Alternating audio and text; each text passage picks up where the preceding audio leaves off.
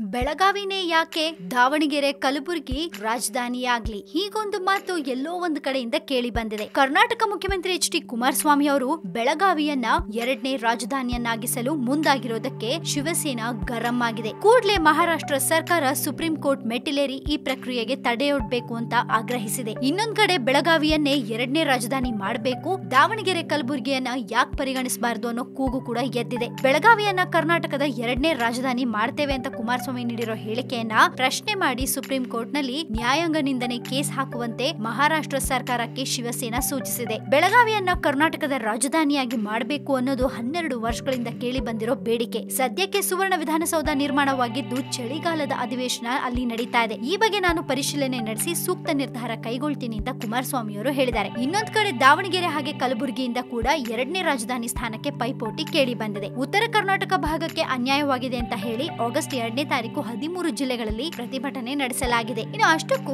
ಎರಡನೇ ರಾಜಧಾನಿ ಯಾಕೆ? ಕರ್ನಾಟಕಕ್ಕೆ ಎರಡನೇ ರಾಜಧಾನಿಯ ಅಗತ್ಯ ಇಲ್ಲ. ಹೈದರಾಬಾದ್ ಕರ್ನಾಟಕ ಭಾಗದಲ್ಲಿ ಕುಂಠಿತಗೊಂಡಿರುವ ಅಭಿವೃದ್ಧಿ ಕಾರ್ಯಗಳಿಗೆ ತ್ವರಿತಗತಿಯಲ್ಲಿ ಚಾಲನೆ ಕೊಟ್ರೆ ಸಾಕು. ಮುಂಬೈ ಕರ್ನಾಟಕ ಹಾಗೆ ಹೈದರಾಬಾದ್ ಕರ್ನಾಟಕ ಪ್ರದೇಶ ಅಭಿವೃದ್ಧಿ ಸರ್ಕಾರದ ಆದ್ಯತೆಯಾಗಬೇಕು ಅಂತ ಸಮಾಜ ಕಲ್ಯಾಣ ಸಚಿವ ಪ್ರಿಯಾಂಕ್ ಖರ್ಗೆ ಪ್ರತಿಕ್ರಿಯಿಸಿದ್ದಾರೆ. ಇನ್ನು ಹಿರಿಯ ಕಾಂಗ್ರೆಸ್ ನಾಯಕ ಶಾಮನೂರು ಶಿವಶಂಕರಪ್ಪ ಅವರು ಇದ್ರ ಬಗ್ಗೆ ಪ್ರತಿಕ್ರಿಯಿಸಿ ದಾವಣಗೆರೆ ಕರ್ನಾಟಕದ ವಾಣಿಜ್ಯ ರಾಜಧಾನಿಯಾಗಿ ಗುರುತಿಸಿಕೊಂಡಿದೆ. ಕರ್ನಾಟಕದ ಮಧ್ಯಭಾಗದಲ್ಲಿದ್ದು ಹಲವಾರು ವರ್ಷಗಳಿಂದ ಅಭಿವೃದ್ಧಿ ಕಂಡಿಲ್ಲ. ಏಕೀಕರಣ ಹಾಗೆ ರಾಜ್ಯಗಳ ಪುನರ್ ವಿಂಗಡಣೆ ಸಂದರ್ಭದಲ್ಲೂ ದಾವಣಗೆರೆಯನ್ನ ರಾಜಧಾನಿ ಮಾಡೋ ಪ್ರಯತ್ನ ನಡೀತಾ ಇದ್ರೂ ಸಫಲವಾಗಿರಲಿಲ್ಲ. ಉತ್ತಮವಾದ ರಸ್ತೆ, ರೈಲು ಸಂಪರ್ಕ ಹೊಂದಿದ್ದು ಎಲ್ಲಾ ರೀತಿಯಲ್ಲೂ ದಾವಣಗೆರೆನೇ ಸೂಕ್ತ ಅಂದಿದ್ದಾರೆ. ಇನ್ನು ಬೆಳಗಾವಿಗೆ ಒಮ್ಮೆ ಭೇಟಿ ಕೊಟ್ಟು ಅಲ್ಲಿನ ಮೂಲ ಸೌಕರ್ಯ ಹೇಗಿದೆ ನೋಡ್ಲಿ, ಜನಾಭಿಪ್ರಾಯನೂ ಮುಖ್ಯ. ಬೆಳಗಾವಿ ನಗರದಿಂದ ಸುಮಾರು 13 ಕಿಲೋಮೀಟರ್ ದೂರದಲ್ಲಿ ಸುವರ್ಣ ವಿಧಾನಸೌಧಕ್ಕೆ ಹೋಗೋ ರಸ್ತೆಗಳೇ ಹಾಳಾಗಿದೆ. ಮೊದಲು ಮೂಲ ಸೌಕರ್ಯ ಸರಿಪಡಿಸಿ, ಅಗತ್ಯ ಸೌಲಭ್ಯಗಳನ್ನ ಕೊಡಿ, ನಂತರ ನಿಮ್ಮ ಕನಸಿನ ಯೋಜನೆಯನ್ನ ಸಾಕಾರಗೊಳಿಸುವತ್ತ ಚಿಂತಿಸಿ ಅಂತ ಹೇಳ್ತಾರೆ ಬಿಜೆಪಿ ನಾಯಕರೊಬ್ರು. ಇನ್ನು ಸಿಎಂ ಕಚೇರಿ ಸೇರಿದಂತೆ ಪ್ರಮುಖ ಕಚೇರಿಗಳನ್ನ ಬೆಳಗಾವಿಯ ಸುವರ್ಣ ವಿಧಾನಸೌಧಕ್ಕೆ ಶಿಫ್ಟ್ ಮಾಡೋ ಬಗ್ಗೆ ಚಿಂತನೆ ಕೂಡ ನಡೆದಿದೆ. ಆದ್ರೆ ಸುವರ್ಣ ವಿಧಾನಸೌಧದ ಸ್ಥಿತಿಗತಿ ಬಗ್ಗೆ ಬಸವರಾಜ ರಾಯರೆಡ್ಡಿ ಸಮಿತಿ ಸಲ್ಲಿಸಿದ ಪ್ರಕಾರ